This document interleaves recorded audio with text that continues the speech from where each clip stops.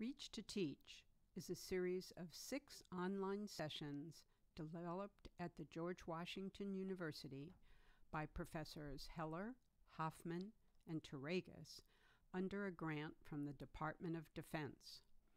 Any use of the material in these slides should acknowledge the university, the authors, the granting agency, and the grant number. Here we are at Session 5.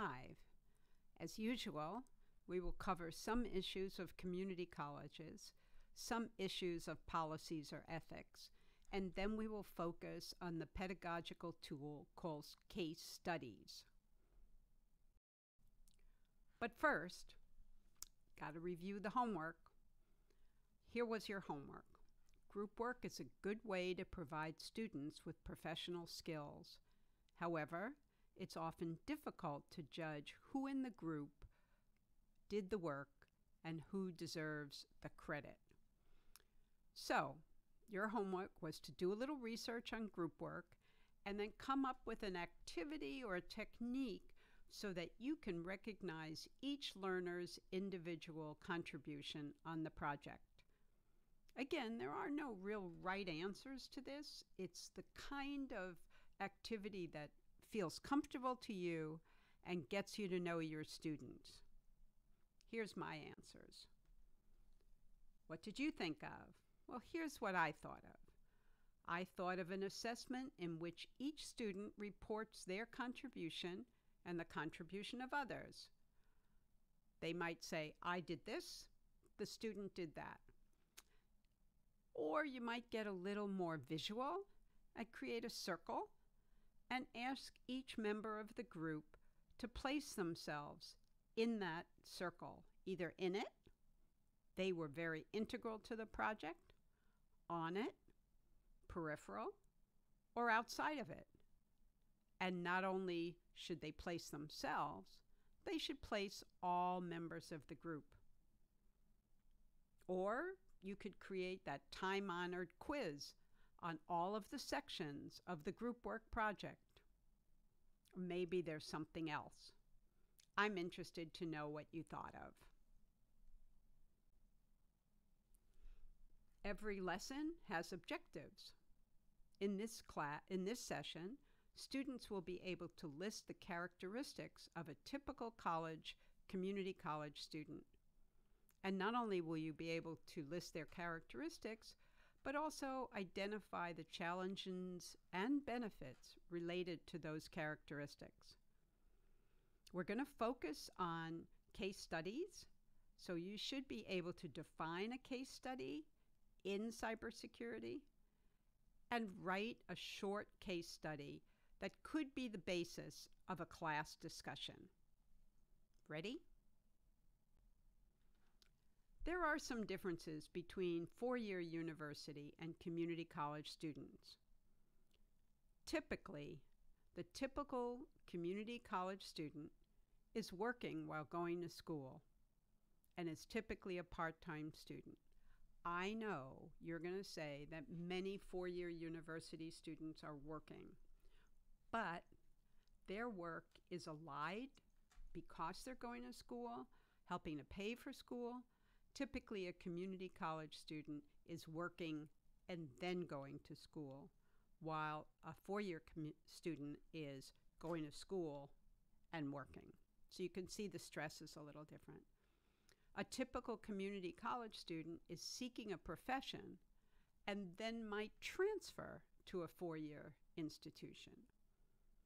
Community college student is typically older than the four-year college student. And there is a larger minority student population in a community college than in a four-year institution. All of those are just differences. They're not pluses or minuses, just differences. And differences have an impact on your classroom. You can imagine that if a student is working and coming to school part-time, they don't have as much time outside of school to finish their homework. If they're seeking a profession, they might be very interested in very practical profession-associated homeworks, for example. Here's Dr. Michael Gavin of Anne Arundel Community College, and he has some descriptions of community college students. Once you've finished listening to this video, you can advance the slide. There are benefits to teaching in a community college. Mission is directed towards teaching, so if you're interested in teaching, which is why you're probably interested in an adjunct position, it's a good place for you. The focus is on teaching. There are many of the positions available, and you really have the ability to change lives, one life at a time. But here are some challenges. Typically, less than 25% of the students complete their degree in 4 years. You might want to check your 4-year college institution and see what the percentage of students who complete their degree in 5 years. See what that is. Many students come with the notion that a college education is essential, but they're unconvinced that what they'll learn during the course of studies will be essential. And because of the diversity of backgrounds, students may not share a bank of references. They may not all have the same experiences that you're going to bring to class and rely on. And the fact that they don't have a shared background is that they will understand principles very differently, and even issues of critical inquiry. So where they're coming from influences what happens in the classroom. Here's an interesting question from institutional policies and response time. How quickly should you return calls or emails? But remember who your students are and their time and availability outside of class. What excuses will you accept before you provide extensions to homework? Remember that many of your students are holding down a full-time job and coming to school as part-time. Remember that many of your students are older. And how fast should you resolve the grades for any work product? I feel very strongly about this last one.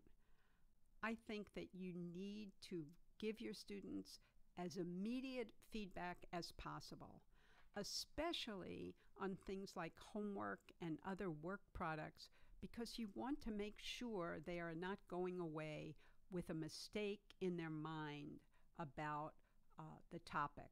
You want to correct any misunderstandings fast as possible. So let's focus on pedagogy for today.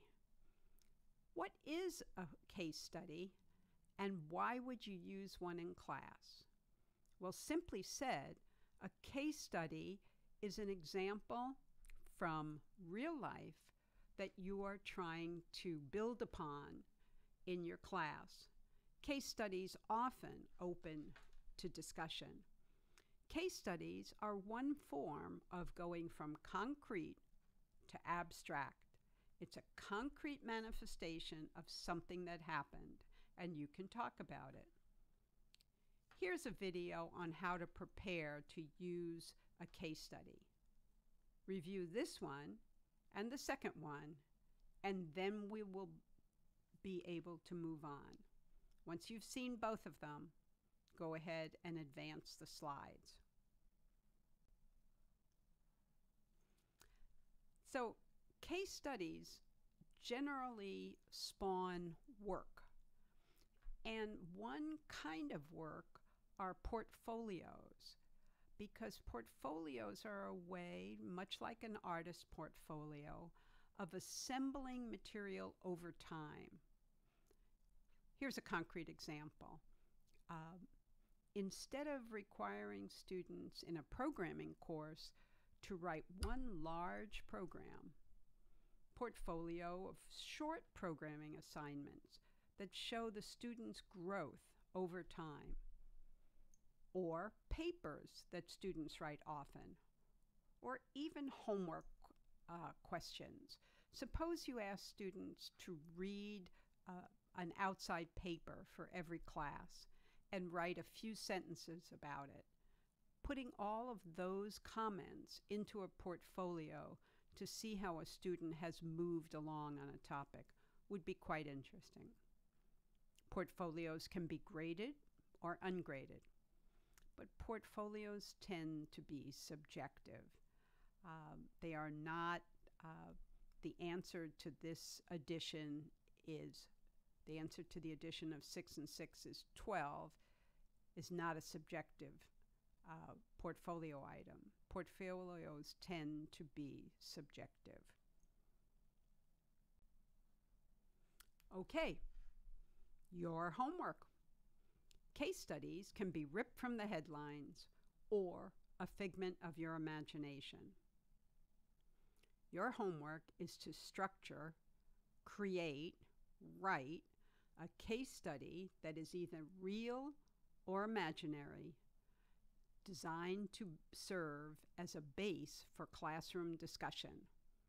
Be sure to include the story, whatever the story is in the case study, a very compelling problem in the case study, and then leading questions to jumpstart the discussions.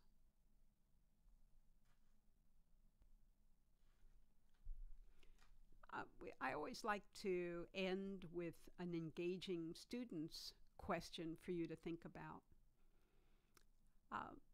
Which of the following might fit your style and your student's style, and why? Do you think that offering lots of quizzes, a midterm and a final, 2 tests and a final project, or maybe 4 tests and no final project, or maybe only a final project? These are all different, and they have different measures on a student. Lots of quizzes keep students on their toes. When I was a student in chemistry many, many years ago, Professor Sajisi had a technique called an all or nothing quiz. And when you came into class each time, there was a quiz on the board, and you had to answer that quiz before class began. And you got all the credit or none of the credit. If you got all the credit, you breathed easily and went away. If you got none of the credit, you had to answer that question and the next question at the next class. You tried never to be more than 1 quiz behind.